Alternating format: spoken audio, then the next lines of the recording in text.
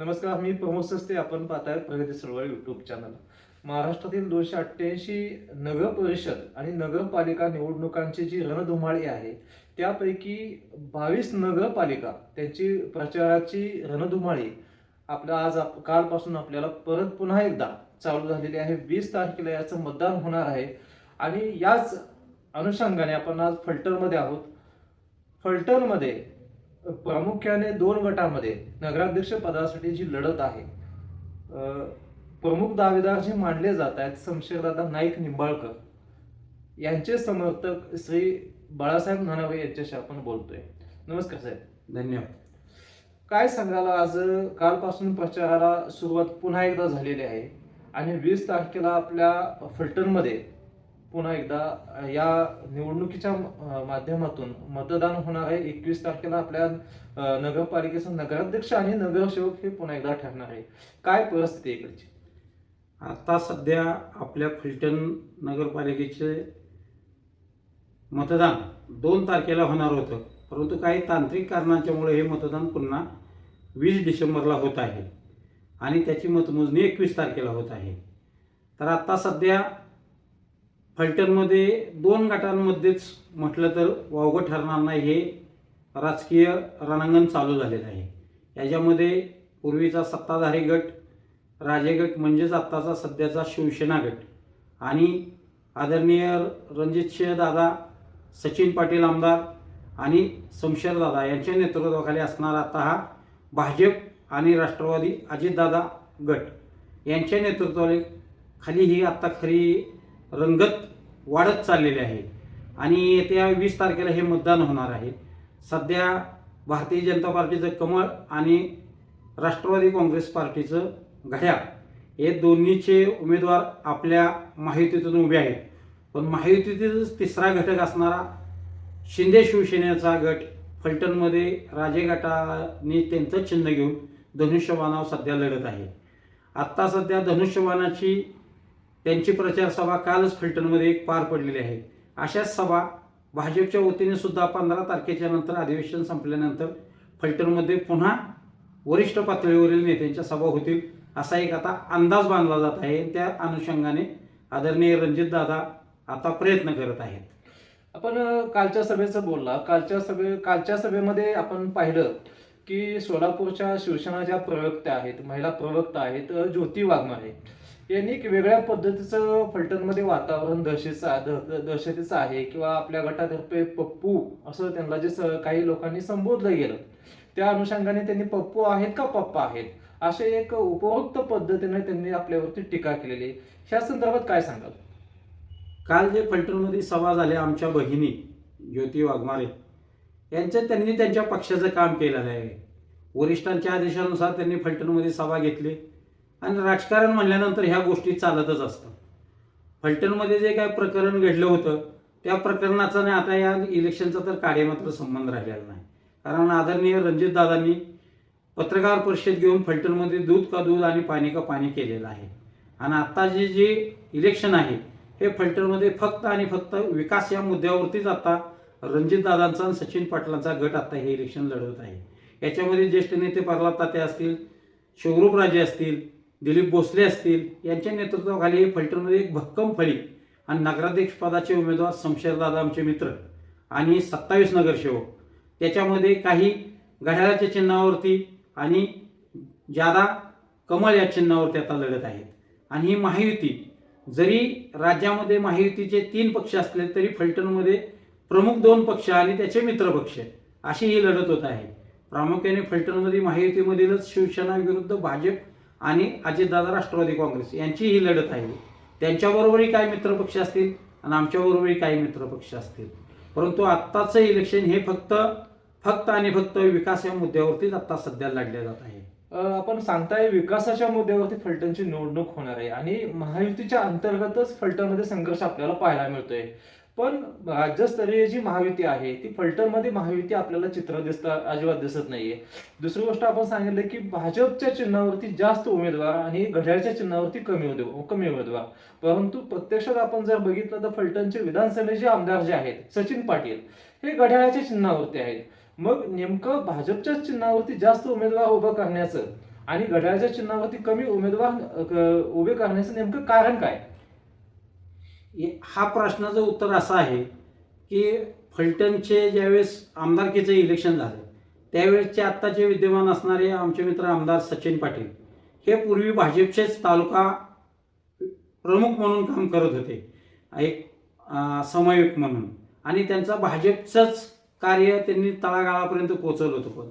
पण ज्यावेळेस आमदारकीचं इलेक्शन झालं त्या पिरियडमध्ये महायुतीच्या वाट्यामध्ये हा मतदारसंघ अजितदादांच्या राष्ट्रवादी काँग्रेसला गेल्यामुळं शेवटच्या क्षणी राष्ट्रवादीची उमेदवारी सचिन पाटील यांना घ्यावी लागली.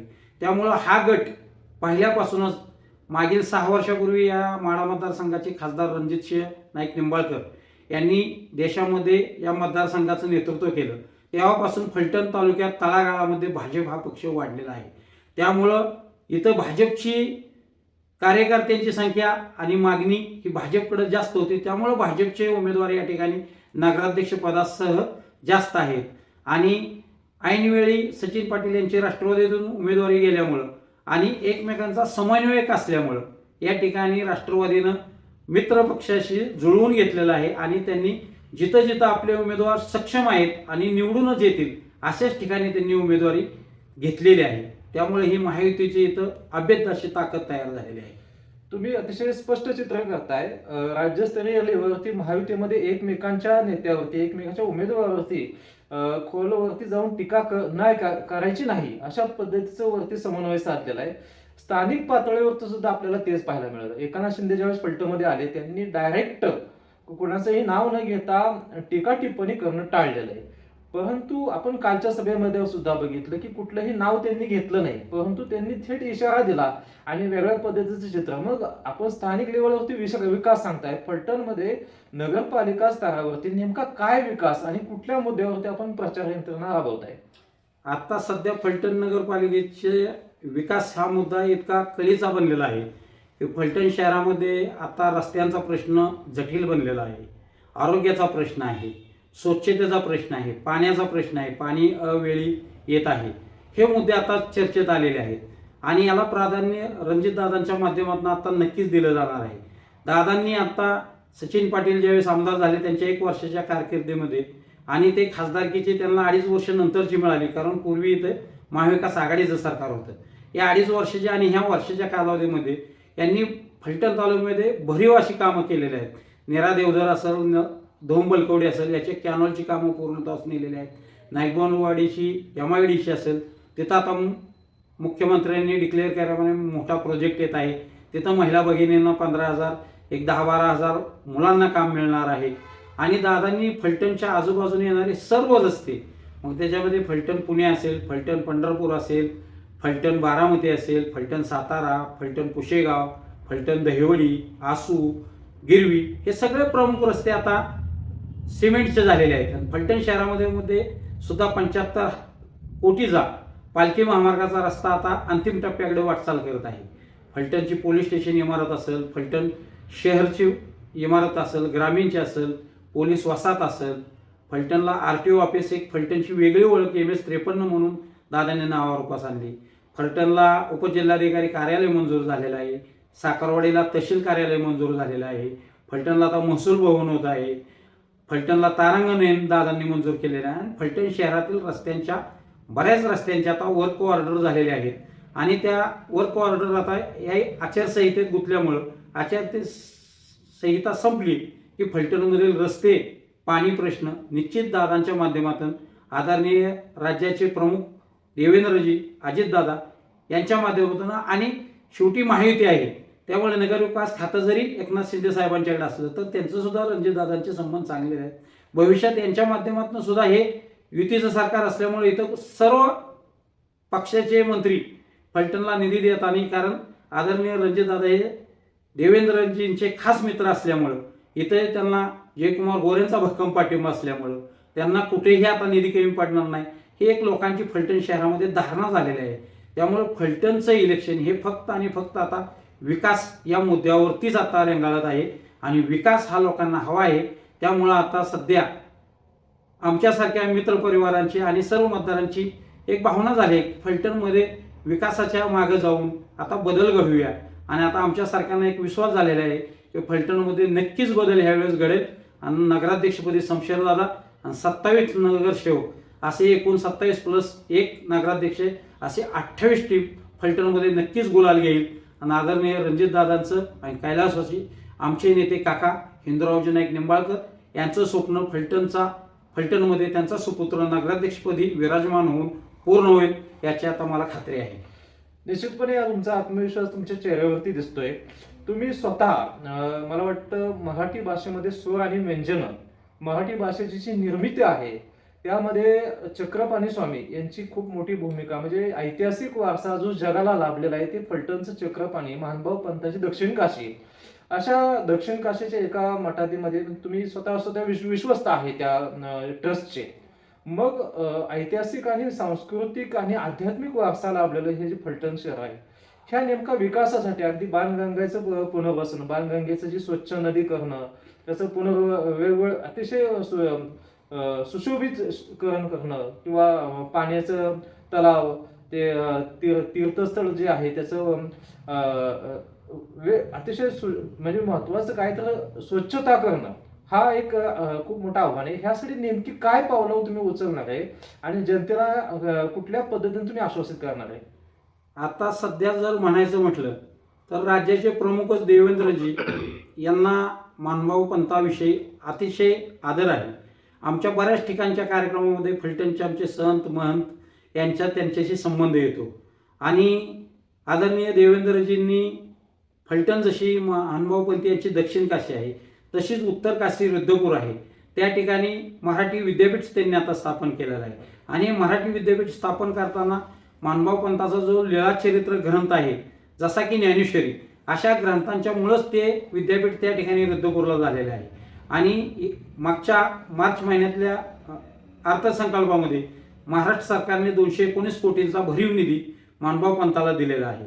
त्याच्या निधीमध्ये सुद्धा फलटणला 4 कोटी रुपये, कराडच्या मठाला 1 कोटी रुपये, तरडगावसाठी 1 कोटी रुपये आणि फलटणच्या कापूसनालेकर बाबांच्या मठासाठी 1 कोटी रुपये असा भरव निधी फलटणला आलेला आहे.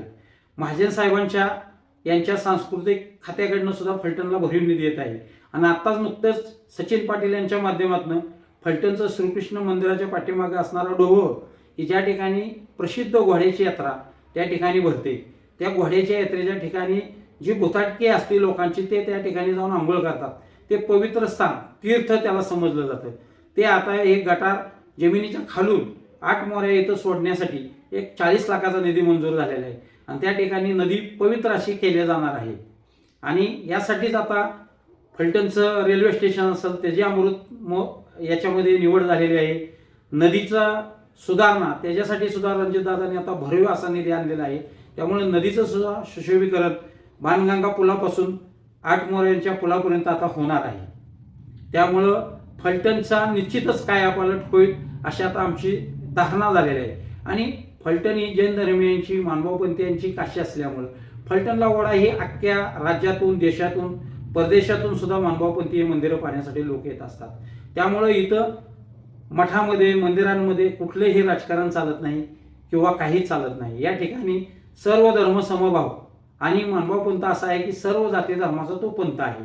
त्या ठिकाणी कोणत्याही जातीचे लोक मग ते मुस्लिम समाजाचे असले तरी ते त्या ठिकाणी अनुयायी आहेत. असं हे पवित्र स्थान फलटणला असल्यामुळं महानुभाव पंथी यांची एक दक्षिण काशी म्हणून ही नक्कीच नावारूपाला आलेली पूर्वीपासूनच आहे. आणि त्याच्यात आता नक्कीच या भाजप सरकारचं लक्ष असल्यामुळं नक्कीच ही पुढे जाईल अशी एक आमच्या सारख्यांची धारणा झालेली आहे. एक फलटण तालुक्यामध्ये अशी चर्चा आहे, श्रीमंत रामराजे नाईक निंबाळकर हे अजूनही टेक्निकली जर पाहिलं आपण तर अजित पवार यांच्या पक्षामध्ये आहेत. आपले विधानसभेचे आमदार सचिन पाटील साहेब आहेत ते सुद्धा घड्याळच्या चिन्हामध्ये आहेत. आणि जाणून बुजून ह्याच कारणामुळे आपण घड्याळचे उमेदवार कमी दिलेत. आणि असं असताना अजित पवारांची फलटणमध्ये सभा होणार का आणि अजित पवार या बाबतीत नेमकं काय बोलणार ह्याकडे संपूर्ण फलटण तालुक्याचं लक्ष लागलेलं आहे. मला सांगा नेमकं ह्या बाबतीत आपल्या भाजप जे अधिकृत उमेदवार आहेत किंवा आपण सगळे सहकारी आहेत ह्यांना नेमकं काय वाटतंय? तुम्ही म्हणताय असे फलटणचं राजकारण गेली 35 वर्ष आदरणीय रामराजे यांच्या नेतृत्वाखाली सुरू आहे आणि ते विधान परिषदेचे आमदार राष्ट्रवादीचे जरी असले तरी आत्ताचा राजकारणाचा एकंदरीत कल पाहता त्यांचे पुत्र असतील, अनिकेतराजे असतील, संजीवराजे असतील व इतरही मंडळी सर्व आता धनुष्यबाणाकडे गेलेले आहेत आणि धनुष्यबाणाचं चिन्ह घेऊन त्यांचा पॅनल तयार झालेला आहे. त्यामुळं टेक्निकली जरी रामराजे साहेब राष्ट्रवादी अजितदादा गटात असले तरी आता विद्यमान आमदार हे राष्ट्रवादीचे विधानसभेचे सचिन पाटील आहेत आणि ते महायुतीमध्ये आता रणजितदादांच्या बरोबर आहेत. आणि मी तुम्हाला मगाशीच सांगितलं की इथं भाजपचं पाळमुळं खोलवर रुजल्यामुळे इथं भाजपला सीट जास्त दिले गेले आणि राष्ट्रवादीची पाळमुळं सुद्धा आता ओढा वाढल्यामुळं त्या जिथं निवडून येतील असे कॅन्डिडेट नक्कीच रणजितदादांनी आणि सचिन पाटील वरिष्ठ नेत्यांच्या मार्गदर्शनाखाली या ठिकाणी उभे केलेले आहेत. धन्यवाद. धन्यवाद आपण प्रचार यंत्रणेत आम्हाला वेळ दिला आणि आपल्या चॅनलशी बोलल्याबद्दल तुमचे खूप खूप आभार. फलटणचे जे जनता आहे त्यांना नेमकं काय परिस्थिती आहे ह्याचा अतिशय सविस्तर आढावा दिला त्याबद्दल तुमचे आभार आहे. धन्यवाद. धन्यवाद.